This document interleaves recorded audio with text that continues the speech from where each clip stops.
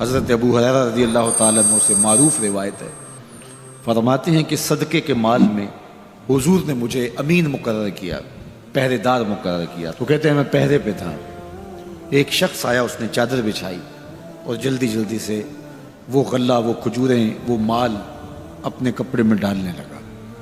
میں نے دوڑ کے اس کو پکڑ لیا، تو اس نے اپنا آپ مجھ سے چھڑانا چاہا، لیکن میرے ہاتھوں کی گرفت مضبوط تھی، وہ چھڑا نہ سکا۔ اس نے کہا کہ میں کثیر العیال ہوں، میرے چھوٹے چھوٹے بچے ہیں، تو بھوک نے مجھے چوری پہ مجبور کیا، میں کوئی پیشہ ور چور نہیں ہوں۔ کہتے ہیں مجھے ترس آ گیا، میں نے اس کو چھوڑ دیا۔ خیر رات گزر گئی، صبح ہوئی، حضور کی خدمت میں حاضر ہوا تو آقا کریم نے فرمایا کہ ما فعل اسیرک البارحہ، ابو ہریرہ رات والے چور کا کیا بنا؟ عرض کی حضور وہ بڑا مجبور شخص تھا کوئی، اور اس نے کہا کہ میں پیشہ ور چور تھوڑا ہوں، بچوں کی بھوک نے مجھے یہاں تک پہنچا دیا۔ تو حضور علیہ السلام نے فرمایا جھوٹا شخص ہے، اور سنو آج پھر آئے گا۔ کہتے اگلے دن تو میں طاق میں رہا، تو خیر وہ آیا اور اس نے چادر بچھائی اور غلہ اس چادر میں ڈالنے لگا۔ میں نے جا کے پکڑ لیا، تو اس نے کہا مجھے چھوڑ دے۔ میں نے کہا میں تو نہیں چھوڑوں گا۔ اس نے کہا کہ مجھے چھوڑ دے، منت سماجت کی اور بہت ترلے کیے۔ تو کہتے میرے دل میں پھر ترس آ گیا، میں نے پھر چھوڑ دیا۔ میں پھر حضور کی خدمت میں آیا تو حضور نے فرمایا ما فعل اسیرک البارحہ، رات والے چور کا کیا بنا؟ میں نے کہا حضور وہ آیا اور اس نے کہا میں کثیر العیال ہوں، مجھے پھر ترس آ گیا، میں نے چھوڑ دیا۔ فرمایا جھوٹا آدمی ہے، اور سنو آج پھر آئے گا۔ اللہ اکبر! جو ہو چکا وہ بھی حضور جانتے ہیں، جو ہونے والا ہے وہ بھی میرے حضور جانتے ہیں۔ یہ اللہ نے اپنے محبوب کو شان دی ہے۔ تو کہا آج پھر آئے گا۔ کہتے ہیں میں طاق میں تھا کہ وہ آیا، اس نے چادر بچھائی اور غلہ ڈالنا شروع کر دیا۔ تو کہتے ہیں کہ میں پھر پکڑ لیا۔ میں نے کہا آج تو نہیں چھوڑوں گا، آج تو تجھے حضور کے پاس لے کے جاؤں گا۔ تو جب اس نے ترلے کیے، منتیں کی، میں نے کہا نہیں آج تو کوئی بات نہیں چلے گی۔ ایک دن ہو گیا، 2 دن ہو گیا، اب تیسرا دن ہے۔ اس نے کہا ابو ہریرہ میں تمہیں ایک بات بتاتا ہوں، اگر تمہیں اچھی لگے تو مجھے چھوڑ دو گے؟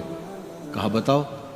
کہا کہ جب رات سونے لگو تو آیت الکرسی پڑھ لیا کرو، فجر تک تمہارے پاس شیطان نہیں آئے گا۔ کہتے ہیں بات بڑی اچھی تھی، میں نے اسے چھوڑ دیا۔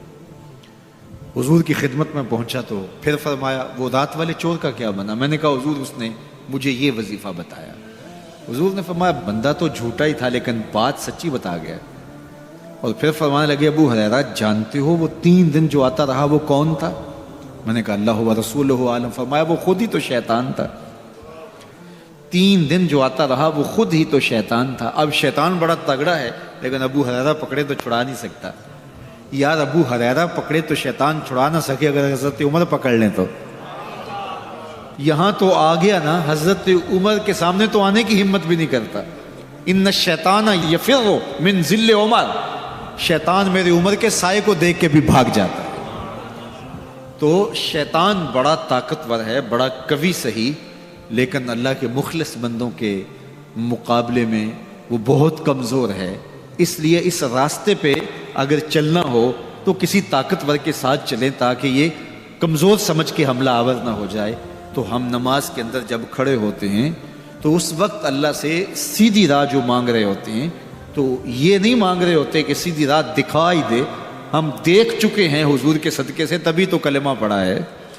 سیدھی راہ دیکھ چکے ہیں تبھی تو وضو کیا ہے۔ سیدھی راہ دیکھ چکے ہیں تبھی تو کانوں تک ہاتھ لگا کے ہاتھ باندھے اس کی حضور کھڑے ہیں اور رخ قبلہ کی جانب کیا ہے۔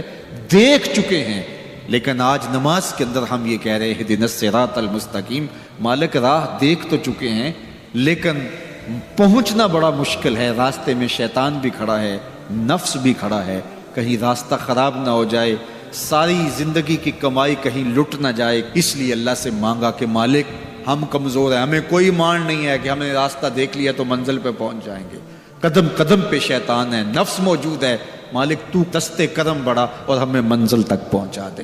اور جب وہ کرم کرے گا تو پھر پہنچتے ہوئے دیر نہیں لگے گی۔ حضرت ابی ملیکہ رضی اللہ تعالیٰ عنہ تابعی ہیں، امام بخاری علیہ رحمہ نے دیگر محدثین نے ان سے روایات لی ہیں۔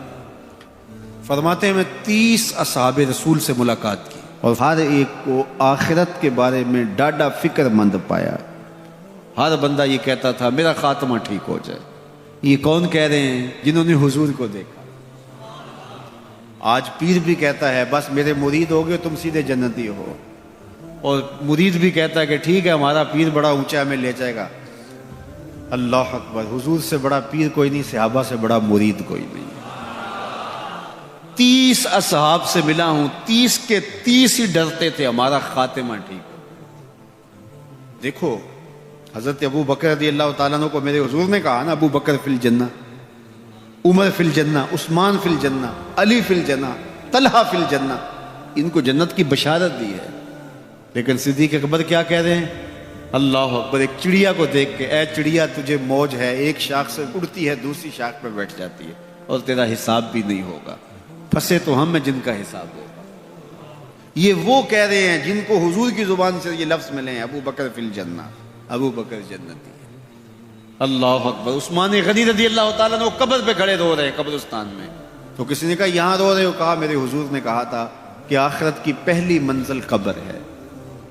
اللہ اکبر۔ یہ وہ ہے جن کو بشارتیں دی گئی ہیں، جن کے عمل، جن کے کام اور جن کی محنتیں اور دین کے لیے خدمات کسی ترازو پہ تولی نہیں جا سکتی۔ اور صحابی کا عمل، صحابی ایک مٹھی جو خیرات کرے، روایت میں آتا ہے ایک مٹھی جو خیرات کرے، اور بعد میں آنے والا احد پہاڑ جتنا سونا خیرات کرے۔ صحابی کا عمل پھر بھی زیادہ ہے۔ 15 کلومیٹر پہ پھیلا ہوا پہاڑ، اتنا سونا کسی کے پاس ہوگا ہی نہیں، حکومتوں کے پاس نہیں، لیکن فرض کرو کسی کے پاس ہو، پھر اتنا جگرا بھی ہو کہ وہ خیرات بھی کرتے، لیکن اس کا اجر پھر بھی صحابی کے مٹھی بھر جو خیرات کرنے کے عمل کو نہیں پہنچ سکتے۔ اور ابو بکر وہ ہیں جنہوں نے مٹھی جو خیرات نہیں کیے، سارا گھر خیرات کر دیا۔ کتنا اجر ہے! لیکن پھر بھی کہا کہ چڑیا تجھے موج ہے، ایک شاخ سے اڑ کے دوسری شاخ پہ بیٹھ جاتی اور تیرا حساب بھی نہیں ہوگا، پھنسے تو ہم ہیں جن کا حساب ہوگا۔ یہ وہ لوگ ہیں جن کی زندگیاں تقوی میں گزری۔ تتجافا جنوبہم عن المضاجع، ان کی کروٹیں بستروں سے الگ رہتی تھی۔ ہم تو جی بھر کے سوتے ہیں، لیکن ان کی کروٹیں خوف خدا کی وجہ سے بستروں سے الگ رہتی تھی۔ طمع اور خوف میں رب کو پکارتے تھے۔ حضور کے جمال جہاں آرا کو جی بھر کے دیکھا، اور بشارتیں حضور کی زبان سے نصیب ہوئی، پھر بھی ڈر رہے ہیں۔ تو ابھی ملیکہ کہتے ہیں کہ میں 30 اصحاب سے ملا ہوں، ہر شخص ڈاڈا فکر مند تھا آخر ٹھیک ہو جائے، انجام بخیر ہو جائے۔ تو یہ واقعی بڑی مشکل منزل ہے، منزل کو پہنچے لوگ برباد ہو جاتے۔ بلعام بن باورا کی مثال ہمارے پاس نہیں ہے؟ تھا مستجاب الدعوات ولی، لیکن لڑک کے کہاں جا پہنچا، زبان کی لغزش نے اس کو کہاں تک پہنچا دیا۔ پھر زبان لٹک گئی اور کتے کی طرح مٹی چاٹتا تھا، اور قرآن نے کہا مثلہ کمثل الکلب، اس کی مثال کتے کی مثال ہے۔ اسی لیے میاں صاحب بولے پڑھنے اتے مان کرینا تے نہ آکھی میں پڑھیا، پڑھنے اتے مان کرینا تے نہ آکھی میں پڑھیا، او جبار کہار صداوے متا روڑ دیوے دودھ کڑیا۔ جب تک یہ یقین نہ ہو کہ میرا انجام کیا ہے، دھڑکا لگا رہے، ڈر لگا رہے، یہ مومن کی زندگی ہے۔ ہر وقت خوف طاری رہے، یا اللہ میرا انجام ٹھیک کر دینا۔ رنگا رنگ سہیلیاں پرن کڑے، پر پریا اس دا جانیے جس دا توڑ چڑھے۔ کہاں کہاں پہنچے لوگ۔ یہ خود عزازیل شیطان چپے چپے پہ اس نے سجدہ کیا تھا، حتیٰ کہ مقبول بارگاہ ہو گئے۔ زمین کا کوئی کونا نہیں تھا جہاں پر اس نے سجدہ نہیں کیا۔ عبادات اتنی کی، اللہ نے مقبول کر لیا، بیت المعمور کا امام بن گیا، اللہ اکبر، فرشتوں کا استاد بن گیا، معلم الملکوت بن گیا، جن ہونے کے باوجود فرشتوں کا امام اور مقتدا بن گیا۔ لیکن ایک لغزش نے کہاں پھینکا، قیامت تک لعنتیں برس رہی ہیں۔ اس لیے جب تک انجام بخیر نہ ہو جائے اتنی دیر تک دھڑکا لگا رہے، یہ مومن کی زندگی۔ کسی نے حضور کو سلام دیا تھا کہ یہ سلام اپنی امت کو دے دینا، حضور علیہ السلام نے یہ سلام پھر پوری امت تک پہنچایا، اور اگر آپ تک پہلے نہیں پہنچا تو آج آپ وہ سلام وصول کر لیجئے۔ حضرت عبداللہ ابن مسعود رضی اللہ تعالیٰ عنہ سے مروی ہے، قال رسول اللہ صلی اللہ علیہ وآلہ وسلم کہ رسول کریم صلی اللہ علیہ وآلہ وسلم نے فرمایا معراج کی شب جب میں آسمانوں پہ گیا تھا تو میں ملا تھا حضرت ابراہیم علیہ السلام کو. فقال یا محمد صلی اللہ علیہ وسلم، تو انہوں نے مجھے مخاطبہ کرتے ہوئے کہا کہ اے پیارے محبوب، جب آپ واپس جائیں گے تو اپنی امت کو میرا سلام دینا. اور حضور نے حضرت عبداللہ ابن مسعود رضی اللہ تعالیٰ عنہ سے مروی ہے کہ یہ سلام امت کو پہنچا دیا. تو جن تک ابھی تک نہیں پہنچا تھا آج ان تک یہ سلام پہنچ گیا. تمہیں مبارک ہو، تمہیں حضرت ابراہیم نے سلام بھیجا ہے، اور سلام بھیجا بھی حضور کے ہاتھوں. اللہ اکبر، کتنے خوش نصیب ہو تم کہ تمہیں حضرت ابراہیم سلام بھیجے اور سلام لے کر آنے والے حضور ہو. اللہ اکبر. تو یہ ہمارا اعزاز ہے کہ ہمیں یہ اعزاز ملا. میری خوش قسمتی میں تیرا امتی، یہ میرا اور آپ کا مقدر کہ ہم حضور کے امتی ہیں، ہمیں نبیوں کے سلام آ رہے ہیں. تو کہا کہ اپنی امت کو میرا سلام کہنا اور انہیں میری جانب سے ایک پیغام بھی دینا، یہ خبر بھی دینا. اور وہ خبر کیا ہے؟ سنو. جنت کی جو مٹی ہے وہ بڑی پاکیزہ ہے، اور وہاں کا پانی بڑا میٹھا ہے. کھیت بڑے زرخیز ہیں، جو بھی بیج لگاؤ فوراً اگ جاتا ہے. تو جو زرخیز زمین ہوتی ہے تو پھر کسان چاہتا ہے کہ اس میں کچھ ڈال لے. وہ ہمارے پنجابی میں کہتے ہیں کہ وہ زمین وتر میں ہوتی ہے، تو بیج ڈالو گے تو جلدی اگے گا. 5 بیج ہیں جو وہاں بو گے تو وہاں خوبصورت گلاب کھلیں گے، وہاں خوبصورت چمن آباد ہو جائے گا، وہاں تمہارا اپنا باغ ہوگا. اس میں سبحان اللہ کے کچھ بیج ڈال دو، کچھ الحمدللہ کے بیج ڈال دو، کچھ لا الہ الا اللہ کے بیج ڈال دو، کچھ اللہ اکبر کے بیج ڈال دو، کچھ لا حول ولا قوت الا باللہ کے بیج ڈال دو. کہا کہ کھیت تیار ہے، سہاگا لگا ہوا ہے، زمین وتر میں ہے، پانی وافر ہے، مٹی اچھی ہے، موسم خوبصورت ہے. انہیں جا کے میرا سلام دینا، انہیں کہنا کہ بس بیج ڈال لو، اور یہ بیج تمہارے پاس موجود ہے. اور اب بھی اگر کوئی بیج نہ ڈالے، اقبال نے کہا تھا نا، موسم اچھا پانی وافر مٹی بھی زرخیز. موسم اچھا پانی وافر مٹی بھی زرخیز، جس نے اپنا کھیت نہ سینچا وہ کیسا دہقان. تو کہا کہ یہ 5 بیج تمہارے پاس رکھے ہوئے ہیں، اور یہ بیج ہمیں ہمارے حضور نے دیے. کہا بیج تمہیں دیے ہیں، کھیتی فرشتوں نے تیار کر دی ہے، باغ اچھا ہے، اور یہ پکی بات ہے تم بیج ڈالو گے تو فصل اگے گی. اور وہاں ہوائیں چل رہی ہیں کستوری کی مہک سے، مشک بار ہوائیں. تو اب تمہاری مرضی ہے کہ تم بیج لگاتے ہو یا بیج نہیں لگاتے ہو. تو کہا کہ یہ حضرت ابراہیم نے پیغام بھیجا ہے آپ سب کے لیے. حضور کی وساطت سے یہ پیغام آیا ہے کہ جنت کی مٹی تیار ہے اور سہاگا لگا ہوا ہے، پانی بالکل تیار ہے، اور کھیت بھی ہموار ہے. بس آپ نے جو ہے وہ چھڑکاؤ کرنا ہے بیج کا. اور یہ بیج 5 ہیں، اگر تم ڈال لو گے تو فصل اگ جائے گی. موج کرو گے کبھی دعائیں دو گے کہ کسی نے کوئی نسخہ بتایا تھا. تو یہ 5 بیج کون سے ہیں؟ سبحان اللہ، الحمدللہ، لا الہ الا اللہ، اللہ اکبر، لا حول ولا قوت الا باللہ. تو یہ 5 بیج بونے کے لیے ہی تو ہم یہاں آئے ہیں. ہم گھر بار چھوڑ کے اس لیے آئے نا. گھر والے پوچھتے ہو کدھر جا رہے ہو؟ ہم کھیتی باڑی کرنے جا رہے ہیں. ہم کچھ بیج لگا کے آئیں گے انشاءاللہ. پھر جب وہ اگیں گے، بڑے ہوں گے، تو جنت میں آپ کو بھی اس کی چھاؤں میں بٹھائیں گے. تو انہوں نے کہا ہوگا جاؤ تم بھی کھیتی باڑی کرو، تو پیچھے سے ہم بھی فارغ نہیں ہیں، ہم بھی انشاءاللہ بیج گاڑیں گے. تو پڑھیے سبحان اللہ والحمدللہ ولا الہ الا اللہ واللہ اکبر ولا حول ولا قوت الا باللہ. سبحان اللہ والحمدللہ ولا الہ الا اللہ واللہ اکبر ولا حول ولا قوت الا باللہ. سبحان اللہ والحمدللہ ولا الہ الا اللہ واللہ اکبر ولا حول ولا قوت الا باللہ. لاکھوں لوگ حضور کی چوکھٹ پہ، لیکن ہر بندہ یہ محسوس کرتا ہے اس طرح ساری رحمتیں میرے پہ اتر رہی ہیں، میرے پہ برس رہی ہیں. وہ کیا کسی نے کہا تھا اور قلم توڑ دیا. اس نے کہا کہ یہ کتنی عجیب بات ہے کہ اتنے بڑے ہجوم میں، ذرا شعر کا حسن دیکھیے، یہ کتنی عجیب بات ہے کہ اتنے بڑے ہجوم میں وہ دیر تک سنتے رہے بس میری ہی داستان. ہر بندے کو یہی محسوس ہوتا ہے یہ کتنی عجیب بات ہے کہ اتنے بڑے ہجوم میں وہ دیر تک سنتے رہے میری ہی داستان. تو ہر بندے کو یہی لگتا ہے کہ میری ہی وہ سن رہے ہیں.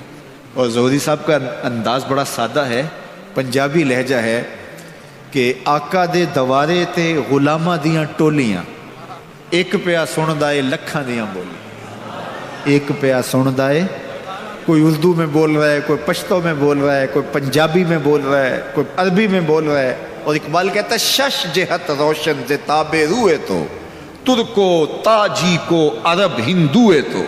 حضور یہ ترک بھی آپ کے غلام، یہ تاجک بھی آپ کے غلام، یہ عرب بھی آپ کے غلام، یہ سارے نوکر آپ کے. گرد تو گردد حریم کائنات از تو خواہم یک نگاہ التفات. مجھے اپنے والد گرامی یاد آ گئے. وہ روزانہ یہ شعر پڑھا کرتے تھے اور پڑھتے ہوئے ان کی جو کیفیت ہوتی تھی ہمیں ترس آتا تھا ان کے اوپر. ہم بالکل جب چھوٹے تو ہم خود رونے لگ جاتے تھے ان کو دیکھ کے. تو وہ روزانہ پڑھتے تھے ز مہجوری برآمد جان عالم، ز مہجوری برآمد جان عالم، تراہم یا رسول اللہ تراہم.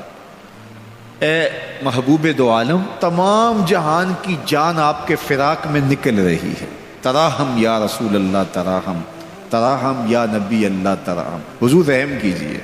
نہ آخر رحمت للعالمین ز محروماں چرا فارغ نشینی. حضور آپ رحمت للعالمین نہیں ہیں، تو جب ہیں تو حضور ہمارے پہ کرم کیجئے. بروں آور سرز برد یمانی کہ روئے تست صبح زندگانی. حضور وہ یمنی چادر جو آپ اوڑے ہوئے ہیں ذرا اس کو ہٹائیے نا رخ سے. آپ کا مبارک چہرہ زندگی کی صبح ہے. ادیم طائف نالین پاکن شراک از رشتہ جاں ہا ماکن. حضور طائف کے چمڑے کی بنے ہوئے مبارک نالین آپ زیب تن کیجئے. شراک از رشتہ جاں ہائے ماکن، اور اس مبارک نالین کے اندر تسمے میرے چمڑے کے نہیں میری جان کے ڈالیے. چے باشد گر کنی سوئم نگاہے پیا پہ گر نہ باشد گاہے گاہے. نگاہے یا رسول اللہ نگاہے 100,000 جبریل اندر بشر بہر حق سوئے غریباں یک نظر. یا رسول اللہ انظر حالنا یا حبیب اللہ اسما قالنا اننی فی بحر غم مغرقن خذ یدی ساحل لنا اشکالنا. یا صاحب الجمال و یا سید البشر من وجهک المنیر لقد نور القمر لا یمکن الثناء کما کان حقہ بعد از خدا بزرگ توئی قصہ مختصر. اللہ اکبر. یہ معمول تھا ان کا، یہ وظیفہ کہہ لیجئے. تو اقبال بھی کہتے ہیں گرد تو گردد حریم کائنات از تو خواہم یک نگاہ التفات. حضور ایک نظر کر دیجئے، ایک نگاہ کر دیجئے. اللہ اکبر. تو اللہ ہمیں حضور کی نگاہیں نصیب فرمائے. اللہ اجڑے باطن سوار دے اور من میں چراغاں کر دے. حضور کی محبت کے بغیر زندگی زندگی ہی نہیں ہے. زندگی کے پلے ہی کچھ نہیں اگر حضور کا پیار نہیں ہے، حضور کا ادب نہیں ہے. تو سارا دین ان کی محبت کا نام ہے. لا دین لمن لا محبت علی. اس شخص کا دین ہی نہیں ہے جس کے پاس حضور کی محبت کا جوہر نہیں ہے. ابن آدم کے کسی بھی برے عمل کو شرک نہیں کہا گیا. شرک ایک بہت بڑا جرم ہے، اس کے برابر کسی دوسرے عمل کو شرک نہیں کہا گیا. لیکن ریاکاری کو شرک کہا گیا. شرک اصغر ریاکاری ہے. حتیٰ کہ چوری کو بھی، ڈاکے کو بھی، زنا کو بھی، قتل انسانی کو بھی، یہ بڑے بڑے جرم ہیں، لیکن ان کو بھی شرک نہیں کہا گیا. لیکن ریا کو شرک اصغر کہا گیا. یہ چھوٹا شرک ہے. اللہ گوارا ہی نہیں کرتا کہ کوئی عمل کسی اور کے لیے کرے. شرک کی جس طرح معافی نہیں ہے، اسی طرح شرک اصغر جو ہے اس سے ملوث عمل کسی صورت میں بھی قبول نہیں کیا جائے گا، چاہے وہ کتنا ہی بڑا عمل کیوں نہ ہو. حضرت ابو امامہ الباہلی رضی اللہ تعالی عنہ حضور کی خدمت میں حاضر ہوئے اور عرض کی یا رسول اللہ صلی اللہ علیہ وسلم، میرے ماں باپ آپ پہ قربان ہوں، میں آپ سے یہ پوچھنا چاہتا ہوں کہ کوئی شخص اپنی جان جیسی متاع عزیز راہ خدا میں وار دیتا ہے، اس سے بڑی قربانی تو کوئی اور نہیں ہو سکتی کہ جان ہی قربان کر دی. اور اس کا مقصد اعلاء کلمت الحق تھا، لیکن ساتھ یہ بات بھی تھی چلو میری ناموری بھی ہو جائے گی، میری بہادری کے جھنڈے بھی لگ جائیں گے، تو کیا اس کو اجر ملے گا؟ تو حضور نے فرمایا فلا شیء لہ، اسے کوئی اجر نہیں ملے گا۔ تو ابو امامہ الباہلی یہ سمجھے کہ شاید میں جو مقصود تھا وہ حضور سے عرض نہیں کر سکا، انہوں نے دوبارہ کہا حضور اس کا مقصد اعلاء کلمت الحق ہے، وہ اللہ کے جھنڈے کو اونچا کرنا چاہتا ہے، قربانی اس نے اس لیے دی ہے، لیکن ساتھ یہ بات بھی تھی کہ چلو میری ناموری بھی تو ہوگی۔ تو حضور نے فرمایا فلا شیء لہ، اسے کوئی اجر نہیں ملے گا۔ یہ پھر سمجھے شاید میں مقصود بیان نہیں کر سکا، تو پھر عرض کی حضور اعلاء کلمت الحق کے لیے، اللہ کے دین کو غالب کرنے کے لیے، اسلام کے جھنڈے کو اونچا کرنے کے لیے اس نے اپنی جان واری ہے، لیکن ضمن میں یہ بات بھی تھی کہ چلو ساتھ میرا نام بھی تو اونچا ہوگا، میری ناموری اور شہرت کے جھنڈے بھی تو لگیں گے۔ تیسری مرتبہ جب دہرا کے پوچھا تو حضور نے پھر فرمایا فلا شیء لہ، ابو امامہ اسے کوئی اجر نہیں ملے گا، اور فرمایا اللہ صرف اسی عمل کو قبول کرتا ہے جو صرف اسی کے لیے کیا جائے، صرف اسی عمل کو قبول کرتا ہے۔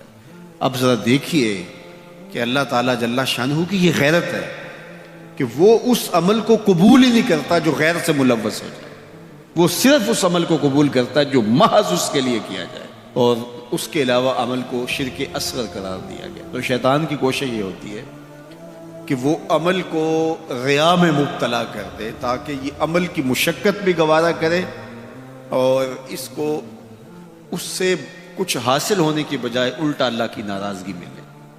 اور اگر کوئی شخص ریا سے بھی بچ نکلتا ہے، اس نے تنہائی میں سجدے کیے، اس نے انتہائی مخفی انداز میں راہ خدا میں خیرات کی، تو انتہائی خلوص کے ساتھ اس کے اعمال سر انجام ہوئے، تو شیطان کا اگلا حملہ اس پر یہ ہوتا ہے کہ اس کو عجب میں مبتلا کر دے۔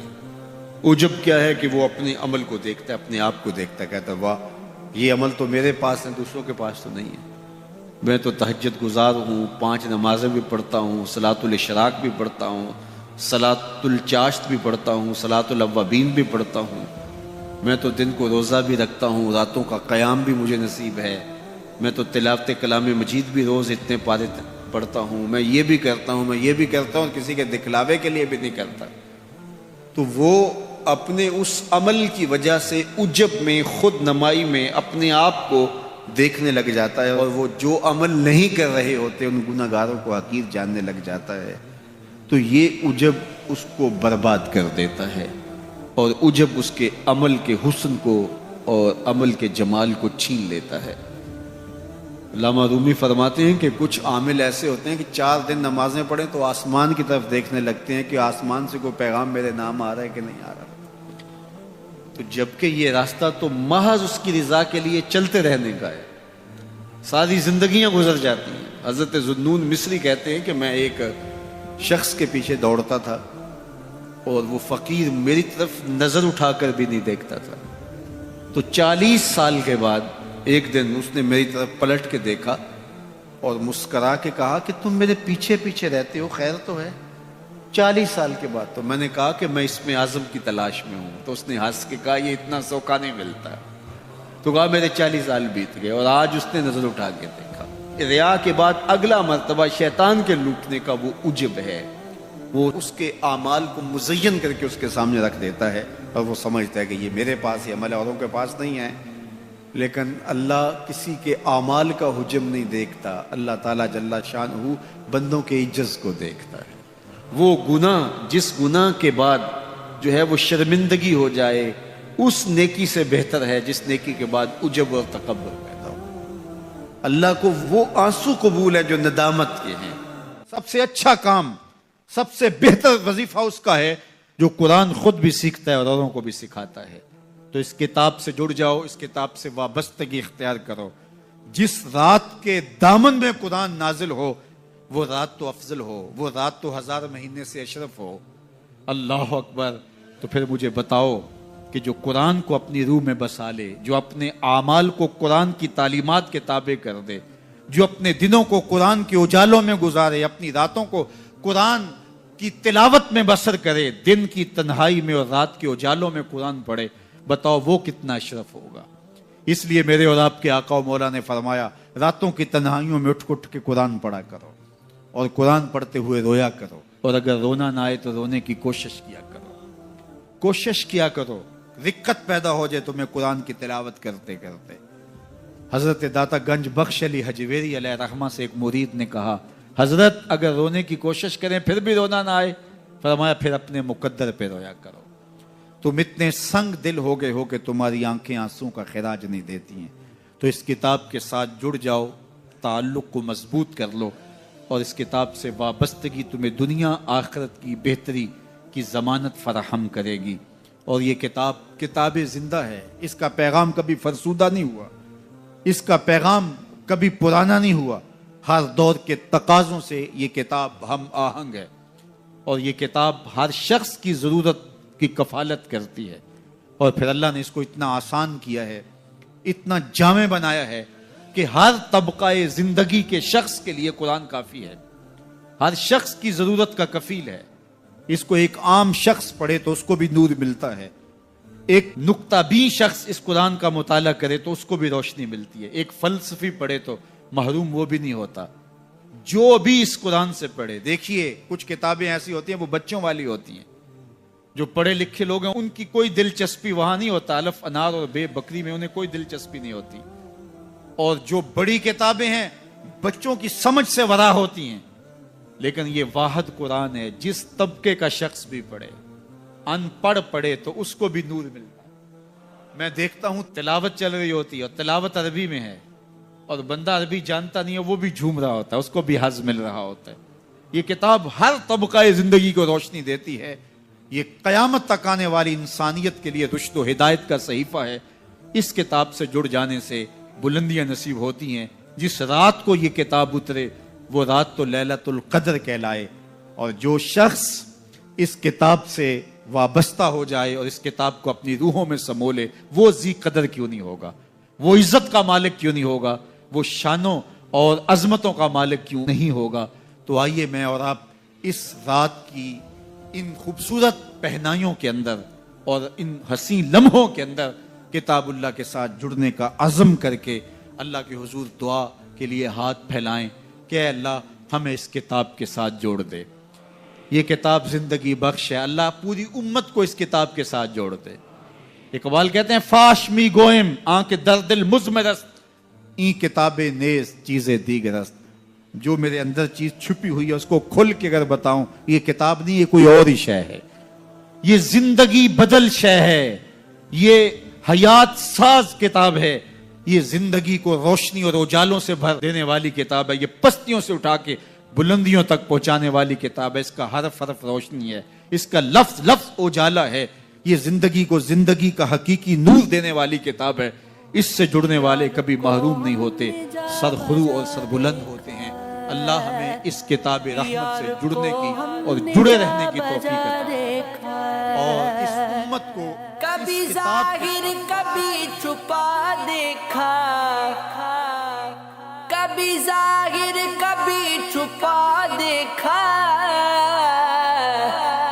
यार को हमने जा बजा देखा, यार को हमने जा बजा देखा। कहीं मुमकिन हुआ कहीं वाजिद, कहीं मुमकिन हुआ कहीं वाजिद, कहीं फानी कहीं बका देखा, कहीं फानी कहीं बका देखा, यार को हमने जा बजा देखा, यार को हमने जा बजा देखा। कहीं वो बादशाह तख्त नशीब, कहीं वो बादशाह तख्त नशीब, कहीं कासा लिए गदा देखा, यार को हमने जा बजा देखा। कहीं जाहिर कहीं छुपा देखा, कहीं जाहिर कहीं छुपा देखा, यार को हमने जा बजा देखा। कहीं वो दर लिबास माशूका, معشوقاں برسر ناز اور اذاں دیکھا ہے، برسر ناز اور اذاں دیکھا ہے، یار کو ہم نے جا بجا دیکھا ہے، کہیں ظاہر کہیں چھپا دیکھا، کہیں ظاہر کہیں چھپا دیکھا، یار کو ہم نے جا بجا دیکھا، کہیں عاشق نیاز کی صورت، کہیں عاشق نیاز کی صورت، سینہ پھر یاں ہو دل جلا دیکھا، سینہ پھر یاں ہو دل جلا دیکھا، کبھی ظاہر کبھی چھپا دیکھا، یار کو ہم نے جا بجا دیکھا۔ تم نے دیکھا ہے کبھی ایک نظر شام کے بعد، تم نے دیکھا ہے کبھی ایک نظر شام کے بعد، کتنے چپ چاپ سے لگتے ہیں شجر شام کے بعد، کتنے چپ چاپ سے لگتے ہیں شجر شام کے بعد، اتنے چپ چاپ کے رستے بھی رہیں گے لا علم، چھوڑ جائیں گے کسی روز نگر شام کے بعد۔ میں نے ایسے ہی گناہ تیری جدائی میں کیے، جیسے طوفان میں کوئی چھوڑ دے گھر شام کے بعد۔ شام سے پہلے وہ مست اپنی اڑانوں میں رہا، جس کے ہاتھوں میں تھے ٹوٹے ہوئے پر شام کے بعد۔ تو ہے سورج، تجھے معلوم کہاں رات کا دکھ، تو ہے سورج، تجھے معلوم کہاں رات کا دکھ، تو کسی روز میرے گھر میں اتر شام کے بعد، تو کسی روز میرے گھر میں اتر شام کے بعد۔ لوٹ آئے نہ کسی روز وہ آوارہ مزاج، لوٹ آئے نہ کسی روز وہ آوارہ مزاج، کھول رکھتے ہیں اسی آس پہ در شام کے بعد۔